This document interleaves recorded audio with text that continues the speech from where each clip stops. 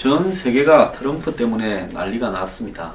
반이민 행정명령을 내려가지고 7개 국가를 갖다가 추신, 주로 이슬람 7개 국가의 사람들은 미국에 이렇게 입국이 금지되고 추방이 되는 이런 부분을 발표한 다음에 미국 상원의 원내대표 두 사람이 비열하다, 이렇게 위대한 전통이 짓밟혔다라고 눈물로 회견을 하고, 맥케인 전 대선 후보이자 상원 국방위원장은 반민민 행정명령이 테러리스트 모집을 돕게 될 거다 이러고, 워싱턴 포스트는 사우디, 이집트, 트럼프 사업 관료국들은 다 빠졌다라고 비꼬고, 또 미국의 학자 2,000명이 분노해서 반대운동에 나서고 탈북 난민들도 입국을 못하는 이런 사태가 벌어지고, 미국 16개 주 법무장관들은 반이민 행정명령은 위헌이다 이렇게도 이야기를 하고, 또 판사들은 곳곳에서 이런 이 트럼프의 행정명령이 위법이다라면서 새로운 가처분 신청 같은 판결들을 하고 있습니다. 자, 그럼에도 불구하고 트럼프는 왜 이 7개국의 국민들이 최소 90일간은 미국에 들어오지 못하는 이런 극단적인 비자 발급 불허를 갖다가 실시를 했을까요? 자, 트럼프는 이것이 충격요법을 통해서 향후 전개될 자신의 대외 정책, 외교 안보 정책, 경제 정책 등에 대한 신호를 전 세계에 보내고 있는 부분이다, 그렇게 생각을 합니다. 자, 트럼프는 이뿐만 아니라 극단적인 무장 세력에 대해서도 물고문이나 비밀 감옥도 부활시키겠다 입장을 밝혔습니다. 또 미국이 내야 하는 국제기구에 대한 분담금도 크게 줄이겠다. 즉 유엔이라든지 나토라든지 이런 부분에 대해서 우리가 제일 많이 냈는데 덕은 별로 못 보고 있고 재미 보는 나라들은 따로 있으니까 이제 너희들이 덕 보는 사람이 내라, 이렇게 가고 있습니다. 또 TPP 탈퇴와 나프타 재협상, 멕시코 국경 장벽 건설을 포함해서 취임 초에 정신없이 강경 정책들을 쏟아붓고 있습니다. 이러다 보니까 전 세계가 한마디로 경제나 이런 외교 안보 이런 측면에서 매우 혼란스럽게 가고 있는데요. 자, 그러면 트럼프가 이것을 모른 채 이렇게 하느냐? 저는 다 알고 있다고 보고 있습니다. 그럼에도 불구하고 트럼프가 이런 강경책을 지속하는 배경은 무엇인가? 아트 오브 딜이라는 협상의 기술, 거래의 기술이라는 책을 썼죠. 자, 강경적인 정책이나 발언을 쏟아낸 다음에 전화 통화를 통해서 뒤에서 달래고 얼르고 또 공갈치면서 이 국제 간의 거래를 새로운 방식의 외교를 통해서 얻어내려고 하고 있다는 겁니다.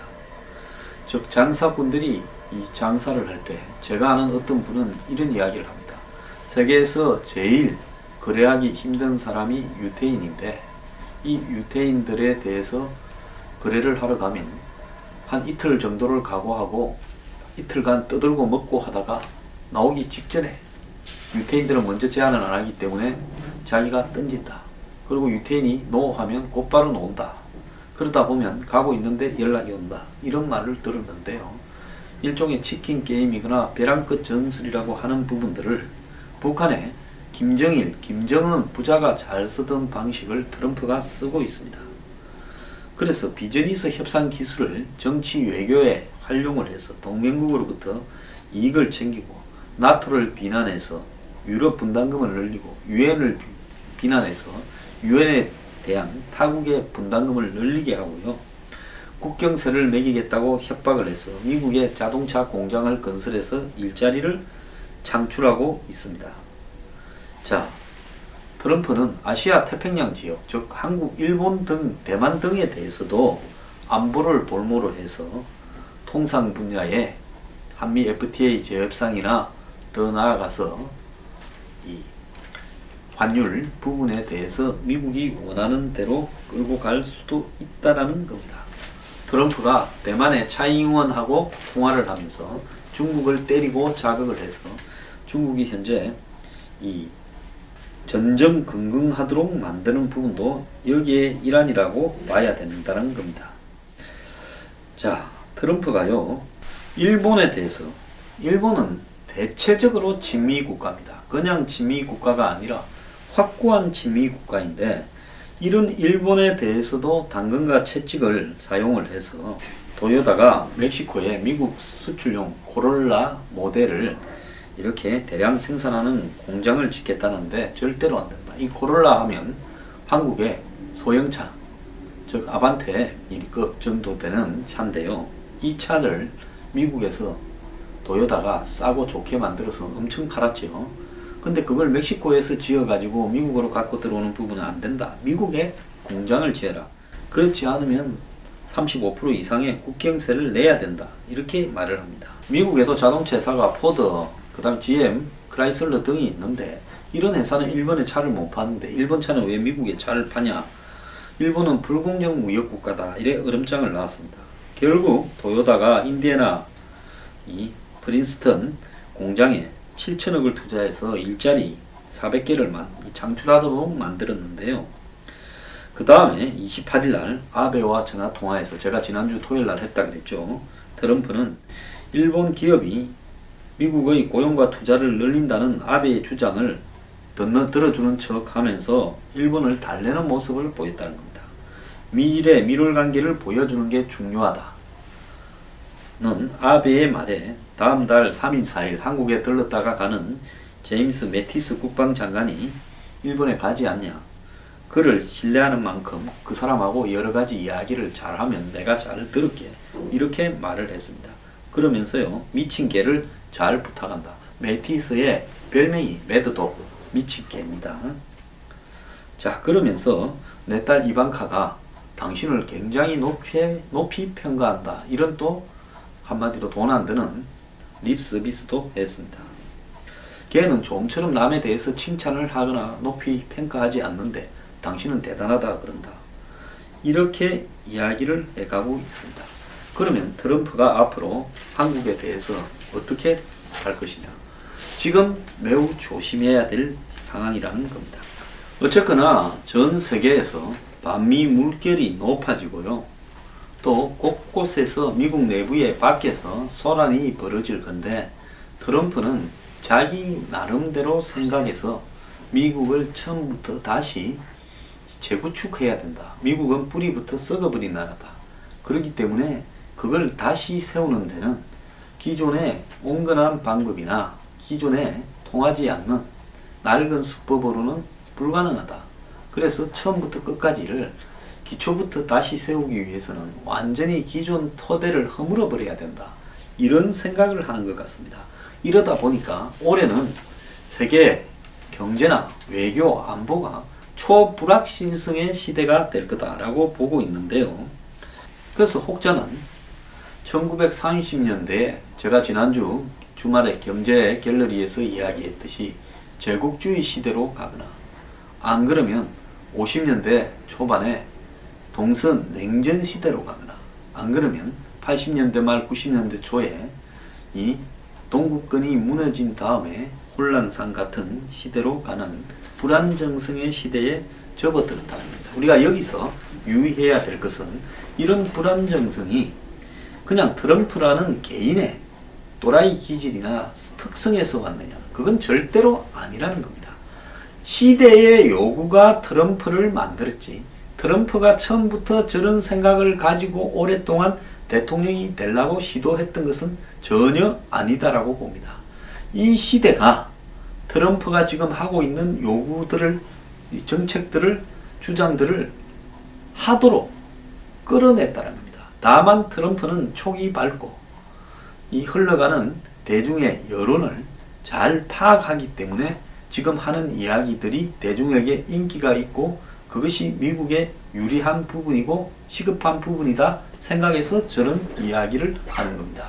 영국의 브렉시트도 마찬가지고요. 프랑스 대선에서 지금 1위를 달리고 있는 마린 르펜의 극우 정당이죠. 국민전선의 마린 르펜의 주장들도 마찬가지로 지금 프랑스에서 해야 될 이야기들을 하고 있는 겁니다. 자, 이런 트럼프의 어떤 신고립주의, 아메리칸 퍼스트를 간단하게 트럼피즘이라고 이야기하는데요. 이것이 우리한테도 지금 보호무역의 열풍으로 또 군사적인 여러가지 변화에 대한 압력으로 작용을 할 겁니다. 자, 트럼프가 어제 황교안 대행과 미국은 언제나 100% 함께 할 거다 한국과 라고 이야기하면서 이 한미 관계는 그 어느 때보다 좋을 거다라고 한 것은 다행스럽지만은 장사꾼이요. 내 당신 믿는다. 우리 절대로 속이지 말고 앞으로 죽을 때까지 거래하자. 이 말은 장사꾼의 속성은 기본적으로 속이는 데 있는데 네가 앞으로 나를 조금이라도 속이거나 우리 둘이 말을 바꾸면 너그 집에서 누구 점원이든 뭐 새로 점장이 되는 사람이든 또 당신 대신에 될 사람이든 말을 바꾸면 그때는 우리 관계는 끝장이다라는 사실상의 협박으로 받아들여야 된다는 겁니다.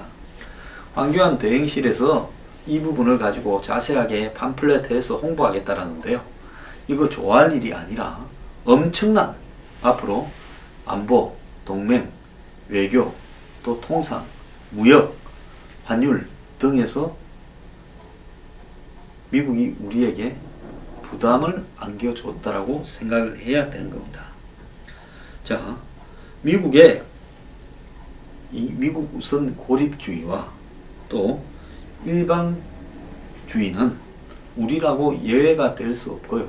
트럼프 입장에서 봤을 때 일본이 예쁘냐 한국이 예쁘냐 보면 일본은 담임 선생이 바뀌면 담임 선생의 취향에 맞게 일찍 와서 담임 선생 자리도 청소하고 정돈도 하고 심부름을 뭘 시킬 건가 선생의 눈치를 항상 살피다가 선생이 입만 뜨면 무조건 예라고 하는 공부 잘하는 모범생이고요.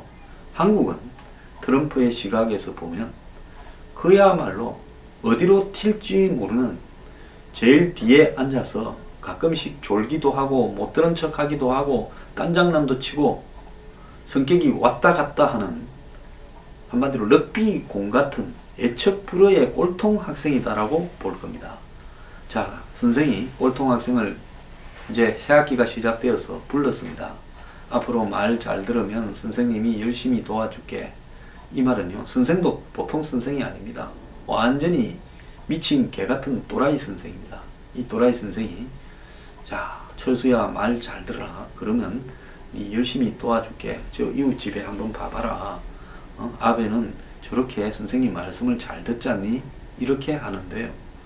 이제 철수가 곤조를 좀 부렸을 때 이 담임 선생이 철수를 어떻게 혼을 냈지? 이게 이제 흥미진진하기를 넘어서서 저는 공포스럽기까지 합니다. 자, 한국은 안보나 경제에 있어서요. 지금 뭐 중국하고 거래가 좀 늘어났다 해서 중국이 한국에 중요하다 하지만은 근본적으로 한국은 경제에 있어서도 안정성이 중요합니다. 무역 개방도 100%인 국가 아닙니까? 무역으로 먹고 사는 나라인데요. 여기에서 미국과의 관계에서 한마디로 이 문제가 생기기 시작이 되면 경제, 금융, 그 다음에 외교, 안보 모든 부분에서 극단적인 혼란이 발생할 수 있다는 겁니다. 자, 미국은 과거와 같이 뭐 좀 못 살아면 돌보아주고 뒷돈도 대주고 항상 보호해주는 큰형님이 아닙니다. 이제 냉정한 담임 선생 역할을 해서 학생이 잘하면 상을 주고 잘 못하면 매를 들겠다고 선생도 좀 편하게 하자고 이제 작정을 하고 나선 사람입니다. 자, 여기서 한국이 미국을 어떻게 다룰 거냐, 트럼프의 거래 외교에서 어떻게 할 거냐. 어제야 전화해서 편하게 이야기를 했겠죠. 그렇지만 어제는 이제 통보한 겁니다. 네, 당신을 당분간 내 라인으로 인정할 거니까 당신 내 말 잘 들어라. 황대행에게 그렇게 말을 한 부분입니다. 자, 트럼프는 지금 전 세계 미국의 대다수가 반대하는 반이민 행정명령도 밀어붙이고 있습니다. 이 사람은요, 어지간하면 눈도 깜짝 안 하고 자기 생각을 밀어붙일 겁니다. 혼란을 만들어 놓고요. 국가의 관계에서도 혼란을 만들어 놓고, 그 다음에 거기에서 물밑에서 자, 상대를 굴복시키는 거래를 하려고 하고, 전 세계를 상대로도 혼란을 만들어 놓고, 내부적으로도 혼란을 만들어 놓고 거래를 하려고 합니다. 자, 미국 국민들, 말 안 하고 있는 미국 국민들 상당수는 트럼프의 반이민 행정명령을 지지하고 있습니다. 다만 언론, 정치인, 정치적으로 올바른 길을 택해야 된다고 생각하는 미국의 지식인, 양심을 자처하는 사람들만 나서서 반대하고 있는 부분입니다. 그러니까 트럼프는요, 세상에 다 반대해봐라. 시끄러우면 시끄러울수록 사람들은 나보고 일을 더 잘한다라고 생각을 할 거다. 이렇게 할 겁니다. 그래서요, 여기에 교묘한 함정이 있습니다. 90일이라고 시간을 정했지 않습니까? 자, 벌써 며칠 지났잖아요. 이제 이걸 갖고 찢고 뽑고 시끄러워지고 곳곳에서 이렇게 되면서 트럼프는 자, 그러면 어떤 방식으로 내가 지금처럼 7개 국가를 전면 90일간 금지하는 부분을 앞으로는 90일 뒤에는 어떤 방식으로 만들어 줄 건가? 너네들이 그 안을 만들어서 나한테 갖고 와봐라. 이렇게 이야기를 할 겁니다. 그러면서 그런 것들을 내지 않으면 내가 더 센 걸 또 물이 붙이겠다라고 이야기할 겁니다. 그래서 저 사람하고 거래를 할 때는 한마디로 내가 센 위치에 있는가, 내가 약한 위치에 있는가, 갑인가 을인가를 명확하게 파악을 해서요, 내가 을이다라고 생각을 하면 일본처럼 하는 것이 현명한 겁니다. 일본 사람들이요, 저렇게 아시아 국가로서 최초로 근대화가 되고 또 세계의 강국으로 살아남고, 또 일본이 맛이 갔다 하지만은 최근에 여러 가지로 일본의 과거의 힘을 회복하려는 노력들을 끈질기게 할 수 있고, 미국과의 관계도 안정적이고 튼튼한 부분은요, 본질의 문제가 무언가, 핵심적인 이익이 무엇인가, 우리가 여기서 어떤 위치에 있는가를 너무나 잘 파악하고 있다는 겁니다. 그래서 거래의 기술에 뛰어난 트럼프를 상대할 때는 우리는 상대방이 원하는 거래를 들어주고 대신에 그만큼의 이득을 취하는 쪽으로 가겠다라는 확고한 생각을 하고 있고, 여기에 일본 내부에 이견이 하나도 없습니다. 아베가 잘하니 잘못하니, 미국에 숙이니, 저거 미국에 붙어먹었니, 친민이 반민이, 나라 팔아먹니, 이런 이야기를 아무도 안 하고 그냥 맡기는 대로 하고 있습니다. 아베는요, 트럼프를 대응을 할 때 트럼프를 잘 아는 수많은 미국 사람 전문가들을 또 인백 네트워크를 통해서 자문을 받으면서 자신의 해야 될 목표와 한계들을 정해서 이야기를 한다고 들었습니다. 거기에 반하면요, 한국의 무슨 과거 운동권 기질, 이 좌파들의 어떤 특유의 관성, 또 내 개인적인 파퓰리즘의 이득, 이런 걸 가지고 미국을, 트럼프를 상대하겠다 하다가는요, 한마디로 백면서생이 장사를 해서 억만장자가 된 사람을 거래해서 이기겠다고 달라들다가 판판이 깨질 수밖에 없는 결과를 초래할 겁니다. 일본의 아베를 배워야 합니다.